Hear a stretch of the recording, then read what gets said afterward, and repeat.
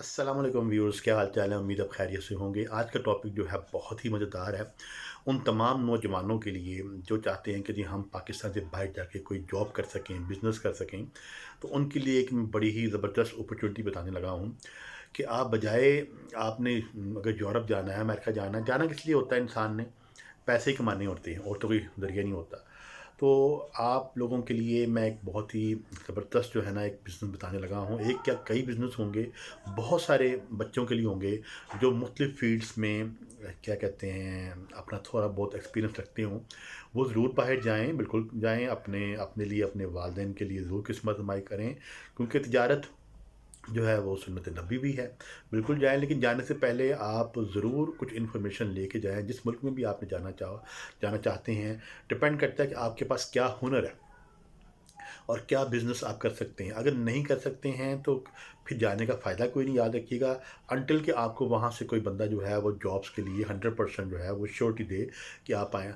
अब कुछ भी नहीं जानते होंगे तो क्या करेंगे बाहर जाके? बर्तन धो देंगे आप जाके, ठीक है ना? इसके अलावा तो कुछ नहीं करेंगे।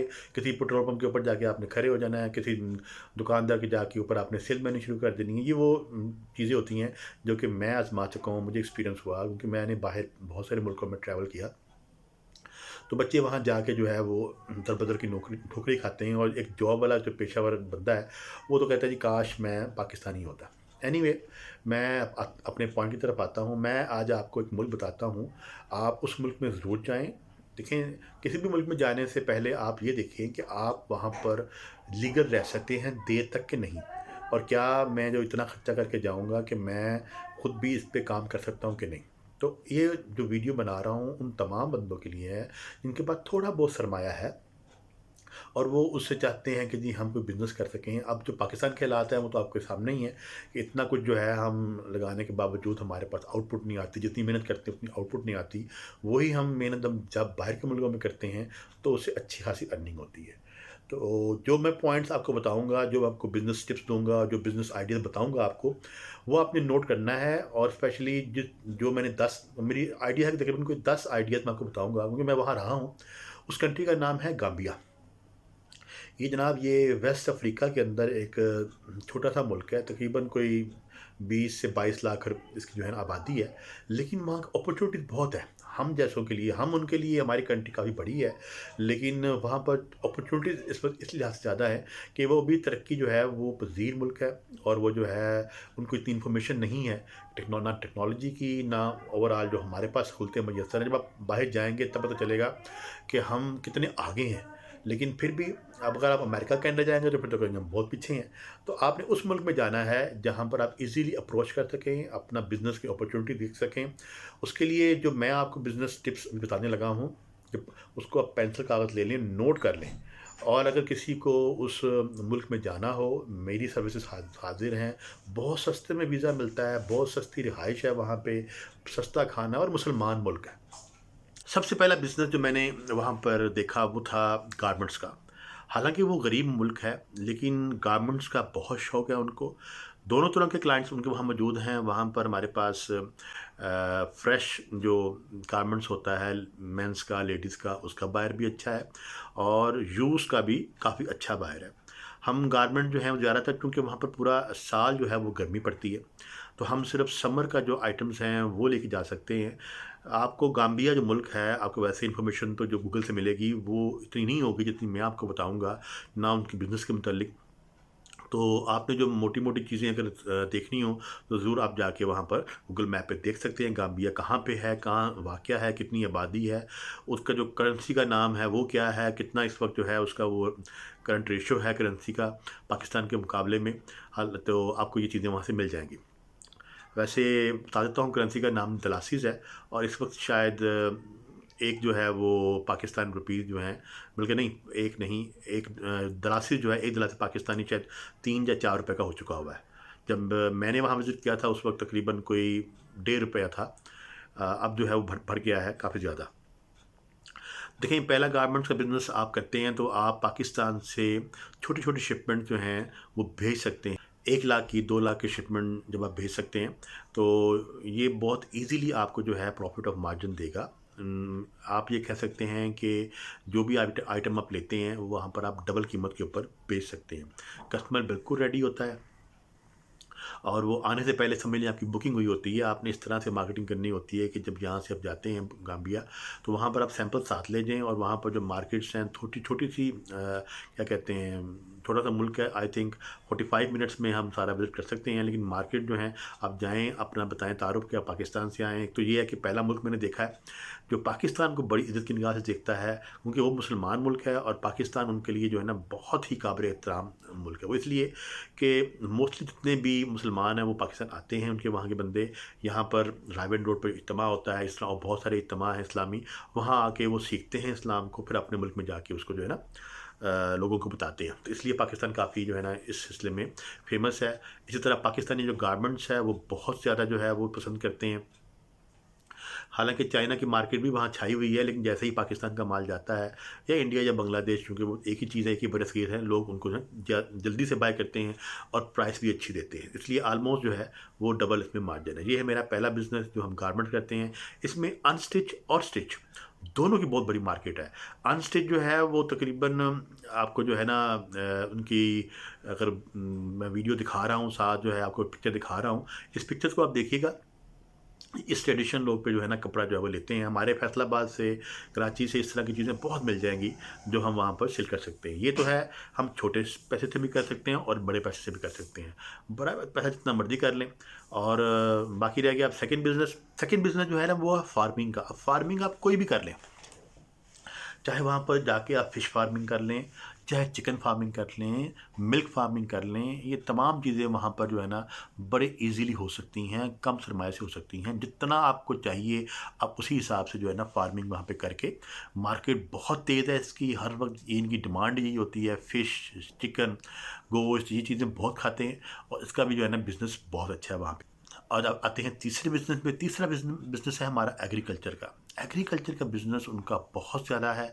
वहाँ पर उनके जो आलू बहुत ज़्यादा बिकता है। सुपर स्टोर का बिज़नेस वहाँ पर बहुत ज़्यादा छाया हुआ है। मुख्तलिफ़ कंट्रियों से लोग आके उन्होंने यहाँ स्टोर्स खोले हैं, जहाँ पर हमें जो है वो चीज़ें बाहर से आती हैं। स्पेशली इंडिया वहाँ पर काफ़ी ज़्यादा छाया हुआ है, जहाँ पर दाल वगैरह, आटा वगैरह हर चीज़ दस्तयाब है, क्योंकि आटा जो है वहाँ अवेलेबल नहीं है गाम्बिया में के अंदर। इसी तरह वहाँ पर ये नान का, रोटी का कोई रिवाज नहीं है। वो एक बंद रोटी होती है लंबी सी, उसी के अंदर जो है ये सारा ये काम करते हैं। सुबह भी नाश्ता उनका यही होता है ऑलमोस्ट जो है वो, दोपहर को भी यही खा लेते हैं और शाम को भी वो इस्तेमाल करते हैं। इसलिए वो वहाँ पर अभी ये ट्रेंड बहुत कम है, ये चावल का, नान का और रोटी का, इस तरह की चीज़ों का। तो वैसे अगर एक बंदा गया था वहाँ पर और उसने वहाँ तंदूर लगाया था, तो इस वक्त वो बहुत ज़्यादा पॉपुलर वहाँ पे हो गया, क्योंकि वहाँ पर वो नान और हलीम बेचना शुरू कर दिया। एक बंदा गया, उसने बिरयानी लगाई पाकिस्तान की, वो काफ़ी ज़्यादा जो है मकबूल हुआ। यानी कि वो जो डिशेज़ हैं जो कि हमारे पाकिस्तान की हैं स्पेशल, अगर वहाँ जाके कोई बंदा वहाँ पर काम करे तो कम सरमाए से जो हम पाकिस्तान में करेंगे उससे काफ़ी ज़्यादा सरमाया वहाँ पे आता है। हत्ता कि मैं बताता हूँ आपको, एक मेरा दोस्त था, उसको बाल काटने ना ज़्यादा नहीं आते थे, लेकिन उसने शॉप डाली। हालांकि मैंने कहा यार अफ्रीका वाले तो सारे ही जो हैं वो बालों के बगैर ही होते हैं, अक्सर आपने देखा होगा कि वो जो है ना विकी इस्तेमाल करते हैं। तो हुआ ये कि वहाँ पर ना मुझे कटिंग की ज़रूरत पड़ी, महीना गुजर गया तो काटने वाला कोई नहीं था। जिसके पास भी जाऊँ तो वो उस तरह लेके बैठ जाए, वो सारी जो है ना वो टिंडी करते हैं, उनको तो काटने भी नहीं आते। तो फिर मैं एक पाकिस्तानी के पास रिक्वेस्ट की कि भाई तुम मुझे काट सकते हो? कहता आता है तरीका, थोड़ा तरीका, ज़्यादा नहीं आता। अच्छा, तो मैंने कहा चलो जितना आता उतना काट दो। तो उसने काटे तो बाल बेहतर रहे। एनीवे उसको वहाँ से इसको ये आइडिया आया, उसने पाकिस्तान से एक बंदा बुलाया स्पेशल जो कटिंग का था। उसने वहाँ पर उस जगह पे शॉप खोली जहाँ पर सब फॉरेनर्स वगैरह आते हैं। तो वहाँ पर ना एक फॉरेनर्स का इलाका बना हुआ है, तो वहाँ सब फॉरेनर इकट्ठे होते हैं, जिसमें अंग्रेज़ भी आते हैं और इसके अलावा जो है वो अरब ममालिक से भी लोग आते हैं पाकिस्तान, इंडिया से भी आते हैं। तो फिर वो उसकी जो है ना शॉप काफ़ी ज़्यादा, इस वक्त एक ही शॉप है जो काम कर रही है और अच्छे पैसे कमा रहा है। तो कहने का मकसद ये है कि वहाँ पर छोटे छोटे बिजनेस जो पाकिस्तान में ना होने के बराबर पैसा देते हैं, वहाँ पर हम अच्छे खासे डॉलरों में कमा सकते हैं। अच्छा, इसके अलावा जो मोबाइल रिपेयरिंग वाले लड़के हैं उनके लिए भी बड़ा स्कोप वहाँ पे है। वहाँ पे जाके अगर आप मोबाइल रिपेयरिंग शुरू करें तो इसका भी काम बहुत ज़्यादा है। प्लस जैसे जैसे आप के पास पैसा आए, बस एक्सेसरीज मंगाएं, चाइना से मंगवाएं, जहाँ से मर्जी मंगवाएं। अब तो एक दोस्त जो है पाकिस्तान से भी जो है वो मंगवा रहा है और वो अच्छा बिज़नेस जो है ना उनका वहाँ पे चल रहा है। ये वो बिज़नेस हैं, छोटे छोटे बिज़नेस हैं जो कि मैंने आपको अपने एक्सपीरियंस से बताए हैं। इसके अलावा बहुत सारे दूसरे बिज़नेस भी हैं, मतलब अनगिनत बिज़नेस हैं जो कि कर सकते हैं। उसके लिए थोड़ा-सा सरमाया ज़्यादा चाहिए होता है, जिसमें आप कह लें एक राइस का बिज़नेस है। चावल तो बेतहाशा वो खाते हैं, यानी कि समझ लें जिस तरह हम अगर हम बीमार हो जाएँ तो डॉक्टर कहता है सुबह शाम दवाई दवाई खाएँ, तो यही हिसाब उनका भी है। वो दोपहर को, शाम को ये चावल लाज़मी होते हैं जो वो खाते हैं। अब ये चावल ज़्यादातर जो है वो इंडिया से, अमेरिका से, यूरोप से, वहाँ से आ रहा होता है, और जो इंडिया से भी आ रहा होता है वो अक्सर पाकिस्तान से शिफ्ट होता है दुबई, और दुबई से उनके लेबर लग के जाते हैं। तो क्यों ना आप कर सकें वहाँ पे जाके। इसके अलावा सीमेंट का बिज़नेस बहुत ज़्यादा है। इसके अलावा वहाँ पर यूज़ कार का बिज़नेस बहुत ज़्यादा है। अगर आपको कार रिपेयरिंग भी आती होगी तब भी आप वहाँ पर अच्छा बिज़नेस कर सकते हैं। और एक बंदा ने क्या किया कि वहाँ पर जो है वो यूज़ कार जो है ना वहाँ मंगवाई, और वहाँ उसको सेल की, वो भी अच्छा खासा मार्जिन उसको देके गई। फिर मैंने एक बिज़नेस जो मैंने किया वो ये किया कि यूरोप से ना कुछ मेरे दोस्त थे जिनकी बहुत सस्ती जो है ना वहाँ पर गाड़ियाँ उन्होंने मुझे जो है दिलवाई, बेंज़ की, इस तरह मुख्तलिफ जो है मॉडल्स के थे।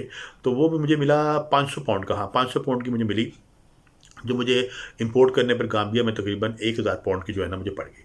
तो मेरी पोर्ट के ऊपर अभी गाड़ी आई थी, तो मैंने जो है उसको 2000 पाउंड के अंदर बेच दिया।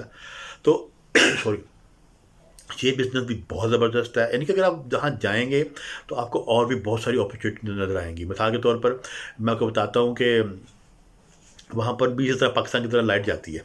अब वो लेकिन वहाँ सिस्टम बड़ा अच्छा है। वो इस तरह है कि आपको जो मीटर लगे हुए हैं ना, वो हमारी तरह नहीं है कि जी वो जब दिल चाहा लस को नहीं, या आप में जो है ना बिजली खींच ली, नहीं। उन्होंने क्या किया, वहाँ मीटर ऐसे बनाए हैं कि आपको एक, जिस तरह हमारा मोबाइल कार्ड होता है, चार्जिंग कार्ड, वैसा उन्होंने कार्ड दे दिया उसको, भई आपने कितने यूनिट चलाने हैं, आप कितने चलाते हैं महीने में, उस हिसाब से आप प्रति दिन कर लें।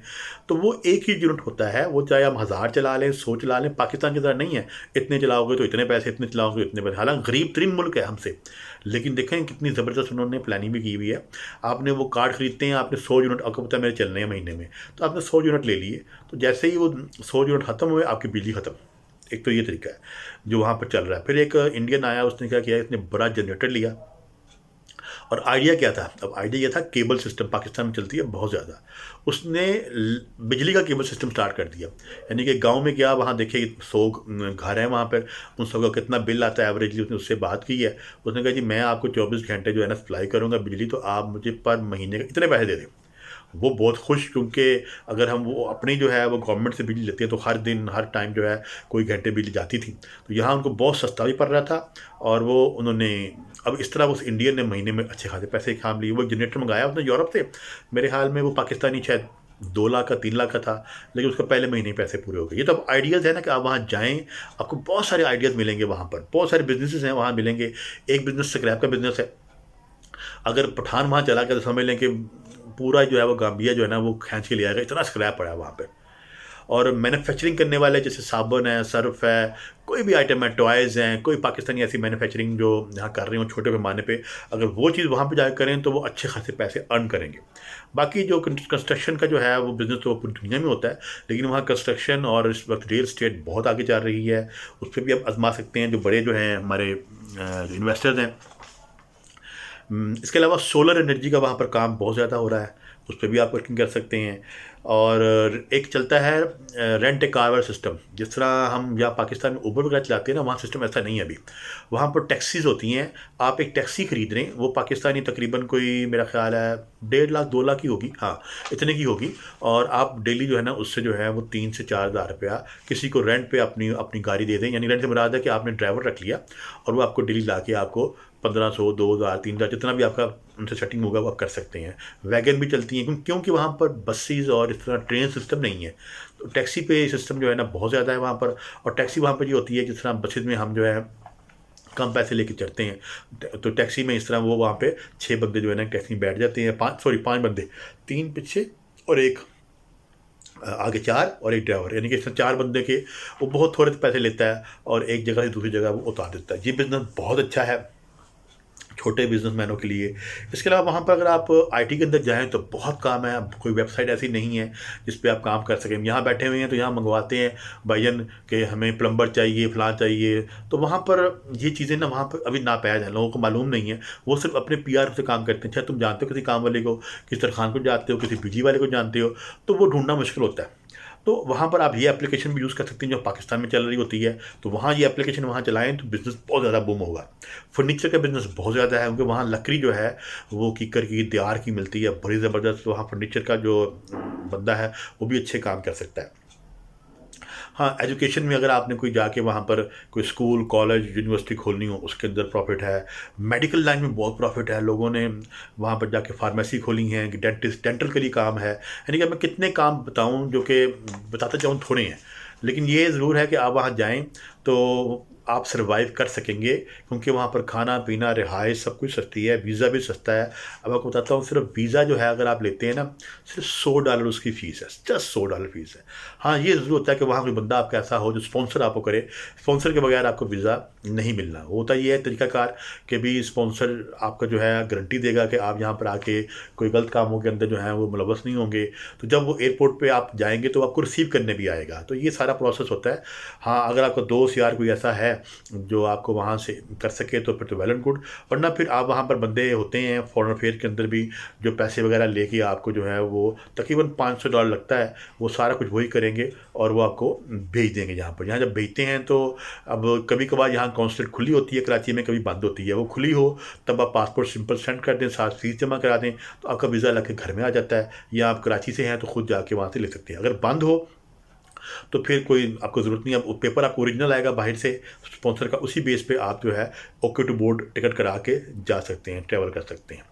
इसके मतलब कोई भी आपको इन्फॉर्मेशन चाहिए हो गाम्बिया के मतलब मैं देने को तैयार हूँ। मैं चाहूँगा कि जो भी मेरी इस गाइडलाइन पे अमल करे, बिल्कुल तमाम इन्फॉर्मेशन लेके जाए। हर तरह का काम जो है वहाँ पर हो सकता है, और जो बंदा जो भी हुनर रखता हो वो मुझसे आप गाइडलाइन ले सकता है, जी मैं ये काम वहाँ जा कर सकता हूँ कि नहीं। मैं आपको इंशाल्लाह बड़े ही अच्छे तरीके से आपको गाइड करूँगा, जिससे आपको जो है वहाँ पर फ़ायदा होगा, नुकसान नहीं होगा। जी तो व्यूअर्स, आपको कैसे आइडियाज़ लगेंगे, अच्छे आइडियाज़ लगे हैं तो मुझे कमेंट में ज़रूर बताएं। और कोई भी इन्फॉर्मेशन चाहिए आपको गाम्बिया के मतलब तो मैं हाज़िर हूँ। मैं फ़ोन नंबर जो है मेरा आपको बताया कि मेरे चैनल से आप देख सकते हैं, और कमेंट्स में आप मुझे बताएंगे वीडियो अच्छी है कि नहीं अच्छी है, ज़रूर कमेंट कीजिएगा, और इसको लाइक और शेयर भी कीजिएगा ताकि मेरी वजह से अगर कुछ लोगों का भला हो सके, स्पेशली वो लोग जो बाहर जाना चाहते हैं, तो उनके लिए अच्छी गाइडलाइन होगी जो उनके लिए कल को काम भी आएगी। तो नेक्स्ट वीडियो के लिए अल्लाह हाफिज़। लेकिन प्लीज़ इसको जो है वो सब्सक्राइब ज़रूर कीजिएगा अगर आपको पसंद आए, अदरवाइज़ नो प्रॉब्लम, वॉच कर लिया आपने, यही मेरे लिए बहुत काफ़ी है। थैंक यू, अल्लाह हाफिज़।